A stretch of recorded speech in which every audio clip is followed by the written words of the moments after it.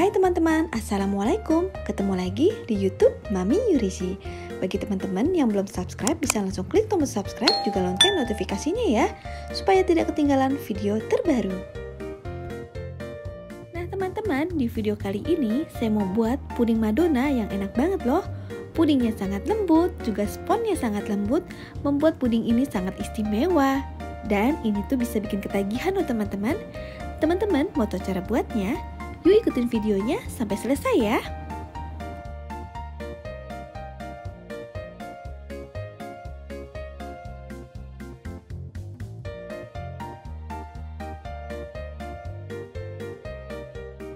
Nah teman-teman, pertama kita akan membuat cake-nya dulu ya. Untuk cake-nya ada tepung terigu protein sedang, ada telur utuh, kita pakai 4 buah, ada gula pasir. Lalu di sini saya menggunakan pasta, teman-teman boleh menggunakan dengan sirup ABC juga boleh. Lalu ada mentega yang sudah dicairkan dan jangan lupa SP-nya. Nah sekarang semua bahan ini akan kita mixer menjadi satu kecuali mentega dan pastanya, itu belakangan aja. Lalu kita masukkan aja nih semua telurnya. Kita menggunakan 4 buah telur utuh, putih dan kuningnya kita masukkan semua seperti ini. Nah, kita masukkan yang terakhir. Lalu kita tambahkan gula pasirnya. Tambahkan juga SP.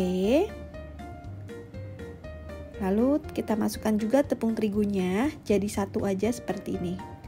Dan ini akan kita mixer sampai dia itu benar-benar kaku berjejak ya teman-teman. Di sini saya menggunakan kecepatan mixer yang tinggi, pokoknya mendekati ke tinggi, sesuai dengan mixer yang ada teman-teman di rumah ya. Kurang lebih di sini saya menggunakan mixer ini 5 menit aja, dia sudah kaku berjejak ya teman-teman. Bisa kita perhatikan seperti ini.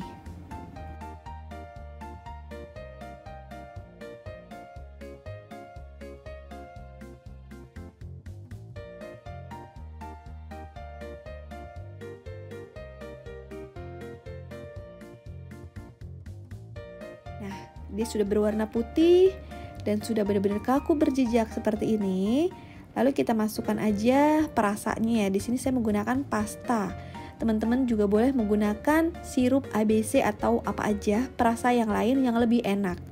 Seperti itu. Di sini saya menggunakan hanya pasta karena saya tidak punya sirup ya teman-teman. Lalu sambil kita mixer seperti ini, kita masukkan juga perlahan-lahan menteganya yang telah kita cairkan nih. Jangan sampai kita berhentikan mixernya, ini kita mixer terus seperti ini. Dan ini kita mixer terus sampai dia itu benar-benar rata ya teman-teman. Kalau kira-kira sudah tercampur rata, nggak usah lama-lama, ini kita matikan aja mixernya.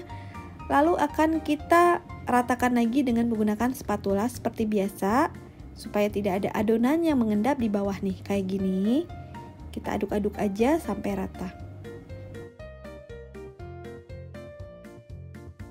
Dan kalau udah tercampur semuanya kayak gini, ini kita sisihkan dulu. Lalu kita siapkan loyangnya ya teman-teman. Di sini saya menggunakan loyang tidak terlalu besar, jadi saya nanti akan membuat 2 loyang ya teman-teman. Nah teman-teman sebaiknya menggunakan loyang ukuran 26 supaya nanti dia sekali masak aja. Ini saya karena nggak ada, jadi saya pakai 2 loyang.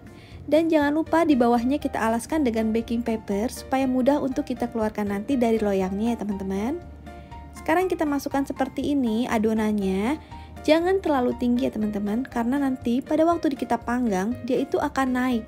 Nah kalau ketinggian nanti kita susah untuk membuat lapisan selanjutnya. Nah sekarang di sini saya membuat juga loyang yang bulat, karena loyang saya benar-benar kecil banget. Ini loyang bulat ini ukuran 18 dan yang tadi yang kotak ukuran 20. Nah jadi kayak gini. Ini langsung aja kita panggang teman-teman dengan oven yang sudah kita panaskan terlebih dahulu, kurang lebih itu 170 derajat Celcius selama 40 atau sampai 60 menit. Pokoknya sesuaikan dengan oven teman-teman yang ada di rumah masing-masing ya. Dan selanjutnya kita akan membuat layer keduanya ya teman-teman. Ada gula pasir yang sudah saya siapkan. Lalu di sini ada agar berwarna merah dan ada pasta. Di sini saya menggunakan rasa anggur. Juga ada putih telur kurang lebih 4 buah. Dan air untuk merebus agar-agarnya. Nah teman-teman, pertama kita akan mixer dulu nih putih telurnya seperti biasa sampai dia itu benar-benar kaku ya teman-teman. Dengan kecepatan yang tinggi, pokoknya sesuai dengan kecepatan mixer yang ada di rumah masing-masing ya teman-teman. Nah, jangan lupa juga kita masukkan gula pasirnya nih. Seperti biasa kita masukkan bertahap, kurang lebih 3 kali tahapan. Pokoknya sampai dia itu nanti benar-benar mekar, mengembang dan kaku ya teman-teman. Kita masukkan lagi gula pasir tahapan kedua. Sambil kita mixer terus, lalu kita masukkan tahapan terakhir. Nah, ini kalau sudah benar-benar kaku, baru boleh kita matikan mixernya ya. Nah, kalau kira-kira putih telurnya sudah kaku kayak gini, ini kita matikan aja nih teman-teman.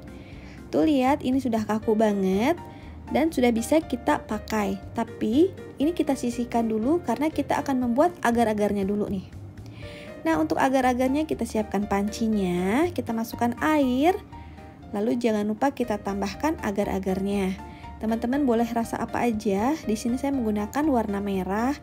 Lalu dengan pastanya saya menggunakan rasa grape atau rasa anggur seperti itu. Dan ini kita aduk-aduk rata kayak gini. Lalu kita masak ke kompor dengan api yang sedang aja sampai dia itu mendidih ya teman-teman. Dan ini kita masak dengan api yang sedang aja sambil kita aduk-aduk kayak gini ya.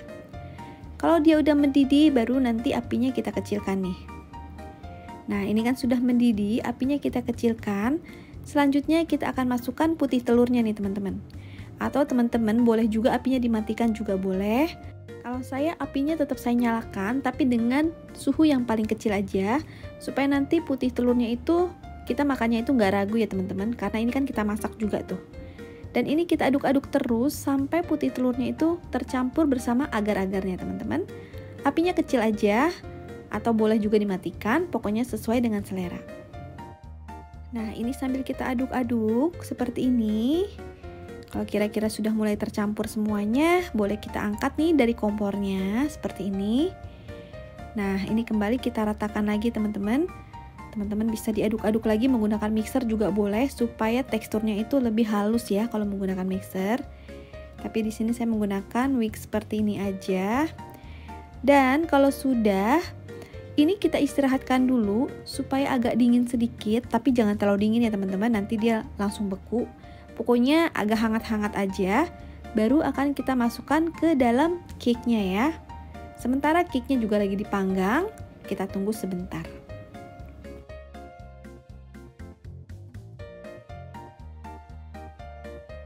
Nah, ini dia cake-nya udah mateng teman-teman seperti ini. Ini juga kita dinginkan dulu sebentar. Jadi nggak usah lama-lama juga. Jadi pokoknya teman-teman harus sesuaikan balance-nya ya. Cake-nya bersama agarnya. Jadi dia itu tidak cepat keras juga dan cake-nya juga tidak terlalu panas. Jadi kita paskan aja waktunya pada waktu kita membuat. Nah, teman-teman ini cake-nya udah dingin, tapi di sini cake-nya akan saya buang dulu nih atasnya. Teman-teman gak usah dibuang juga nggak apa-apa ya. Ini kenapa akan saya buang potong sedikit karena ini terlalu tinggi. Jadi nanti kalau ketinggian dia nggak bisa membuat layer kedua dan ketiga teman-teman. Jadi ini tadi terlalu tinggi karena emang dari oven saya terlalu kecil sehingga cake-nya itu terlalu tinggi. Nah, kalau udah kita potong seperti ini, sekarang kita masukkan agarnya, agar busanya ya. Oh ya teman-teman, untuk teman-teman kalau bisa jangan menggunakan loyang yang oven atau buka pasang seperti ini ya, karena nanti dia itu akan bocor. Lebih baik kita menggunakan loyang yang benar-benar tertutup rapat supaya aman. Jadi agar-agarnya itu tidak bocor. Nah, ini kita masukkan seperti ini. Dan yang bulat ini saya tidak kupas kulitnya, jadi saya masukkan aja seperti ini.